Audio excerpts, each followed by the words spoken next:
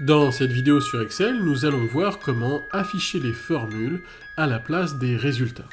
Vous pouvez voir ici sur ce tableau que dans la partie basse de ma feuille, j'ai des calculs ici. Par exemple, si je prends la cellule C16, les 16 533,64 € correspondent à une formule que vous pouvez voir ici dans la barre de formule. Bien, mais pour voir la formule, je suis obligé de cliquer sur ma cellule et de regarder dans la barre de formule. Si je veux voir la formule de la cellule du dessous, je suis obligé de changer l'affichage et je regarde maintenant dans la barre de formule la formule.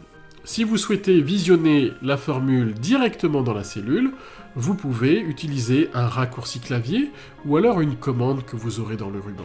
Je vais déjà parler du raccourci clavier, il s'agit de CTRL-.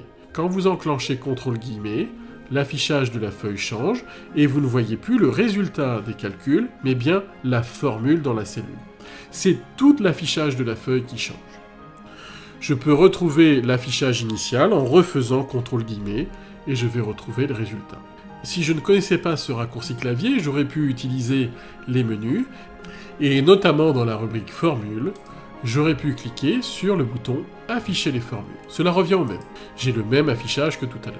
Vous pouvez remarquer d'ailleurs que quand vous êtes en affichage de formules, les dates ne s'affichent pas non plus au format de date, mais le logiciel affiche le numéro de série des dates.